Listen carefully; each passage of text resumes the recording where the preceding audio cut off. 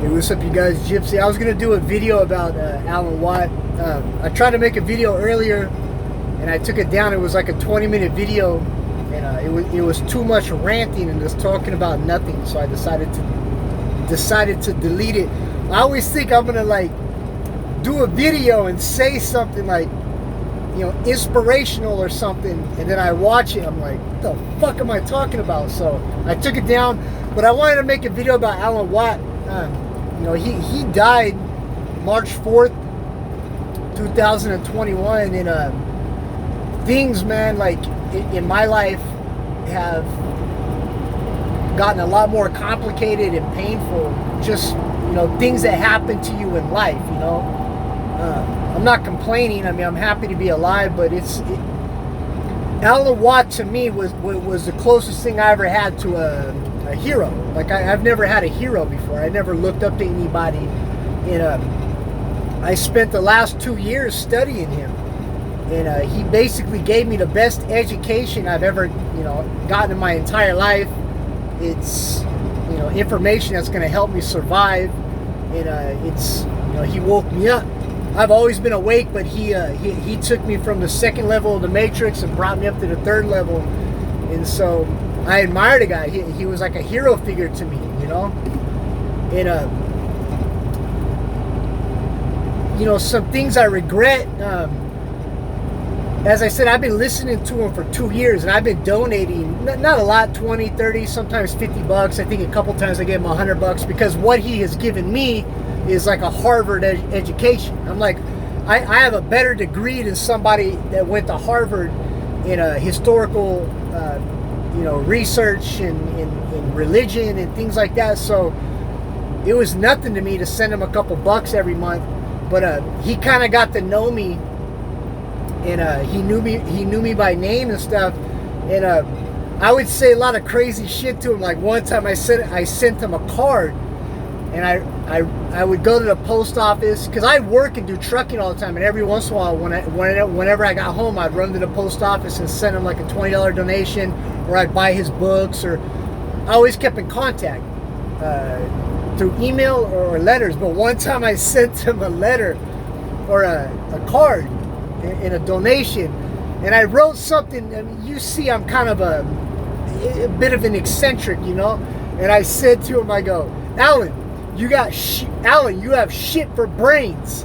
And I said, no, I'm just joking. You're a fucking genius. And then I said something like, Alan, you're a crazy motherfucking son of a gypsy, you know, something like that. And sent them off the card. And like, you know, a month later, because he lives all the way in Canada, it takes a long time for the mail to get there. He sends me an email, and he goes, hey, Giovanni, thank you for the card. He goes, I like that description you said about me. And then he wrote in there exactly what I said. He goes, that's a pretty good description of me. I'm gonna have to write that down and put that up on my wall or something. And I thought that was funny. But he was a man's man. He was cool, and he taught me so much, and I looked up to him as a hero, you know. And when he died, it really affected me big time. And I've been listening to him for so long, and the information that he gives out, it's so important. Like, there's nobody out there in the truth movement, whatever that is, that even comes close to, you know, packaging up the kind of information he gives out, and how he lays it out to you, etc. Nobody even comes close. And I haven't listened to anybody else in 2 years, and so this last 2 weeks, I haven't been wanting to listen to his shows because it's sad for me to hear him talking and stuff. And so I've been listening to other people in the truth movement, and there's just nothing out there.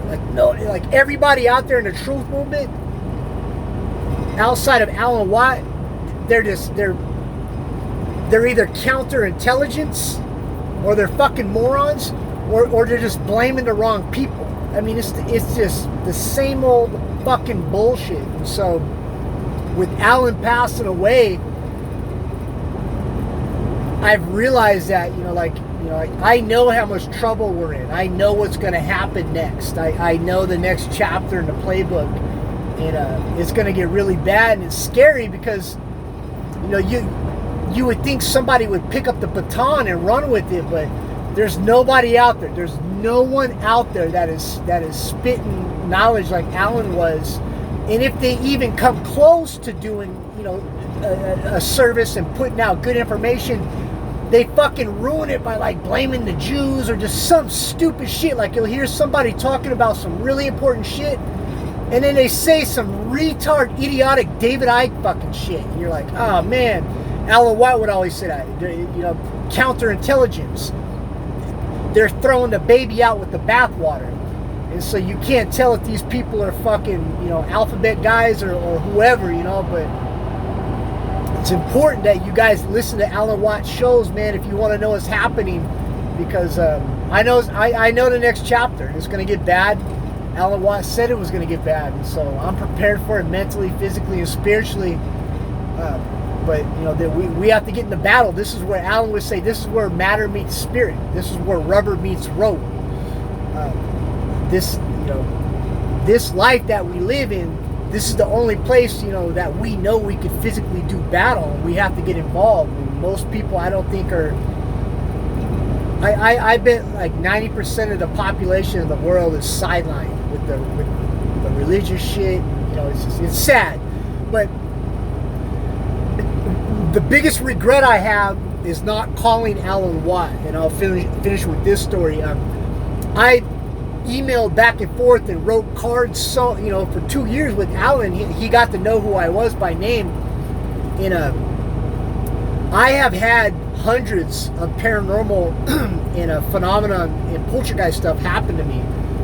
On my dad's side of the family, they're actual part, they're European gypsy, and I come from a long line of gypsy occultists and psychics and mediums and clairvoyants, and I have inherited, it's in my DNA, you know, some of these gifts that my relatives have had, and I attract ghosts, and I'm very intuitive and very psychic. Alan was also very intuitive and very psychic, and he really believed in spirituality and in things existing on the other side. He believed in demons, and you know, he believed in a lot of stuff that has to do with the paranormal, you know, outside the box stuff, the non-status quo stuff. And he's talked about it a few times in his older talks, and I would listen to it and hear him talk about this, and I would email him about his experiences and tell him about some of my experiences. And he was very interested in this stuff because he believed it. I told him about, you know, my mom was possessed and a lot of things that have happened to me, and I was telling him that because of stories he would talk about in his older shows. He wouldn't do it a lot, but every once in a while he would put it out there because somebody would ask him, but he would say, like, he just leaves it up, he just marks it down as an experience, and he doesn't like to talk about it too much because he doesn't want to take people's eye off the ball. But he goes, there's no doubt in my mind that there's things that exist beyond here. He's dealt with them, he's experienced them, and you know, he has some really cool stories. So he sent me his phone number one time and said, hey Giovanni, I would love to hear some of those ghost stories. And I regret never calling him, man. Like, I've been working the last 2 years doing the truck driving, and it's really hard, like when you're in the truck, to sit down and calmly talk to somebody. And with Alan, you know, it was an intimidating thought, me talking to him, because he's so smart. I knew we would hit it off because, you know, we kind of have the same mindset. He obviously has a 200 fucking IQ. I don't. But I was going to tell him my ghost stories, and I was planning it for like a year. I was like, I'll get home, I'll sit down in a quiet room, and I'll call Alan Watt, and I'll tell him my ghost stories. And my life has been so chaotic, and I've had so many bad things happening to me in the last 2 years. I just never felt completely at peace. And I sure as hell didn't want to do it on the road in the truck because, you know, I'm hyped up. I'm you know, I got stuff going on around me. And to talk to Alan Watt, I wanted to make sure I was completely and 100% cognitively locked into the conversation. and I never got a chance to call him and tell him my ghost stories. But yeah, he gave me his number, and he wanted to hear those stories, and I regret it because I really wanted to talk to him. But I emailed him enough times and wrote him enough, cards and stuff, and I would say crazy shit to him, and he would always email me, like when he got a donation. I would say, I don't even know what I was, crazy shit. I would call him names and stuff, but jokingly, like how guys talk shit to each other. And he would always email me and tell me, hey, I liked, what you called me or how you described me, or I'm gonna write that down and put it up on my wall. So I don't know, but yeah, things in my life have gotten a little bit crazier. And Alan Watt was kind of an outlet because he was like a voice of reason. He kept me grounded, and he was the only thing that I enjoyed doing when I drove my semi-truck, because I was constantly learning, and I never had a chance, especially as a child and as a teenager, to go to school and really be taught real history and real, stuff about religion and all the shit that Alan talks about. It might be scary and depressing to some people, but to me, if you're gonna tell me the truth, I don't care how bad the truth is. I appreciate that. And so Alan was a hero to me, and I miss him, and I wanted to talk about him because he's just a badass motherfucker, and he's just somebody that needs to be talked about a lot. So anyways, thought you would enjoy that. You guys have a good one. Peace. Oh, it's my birthday today. 42.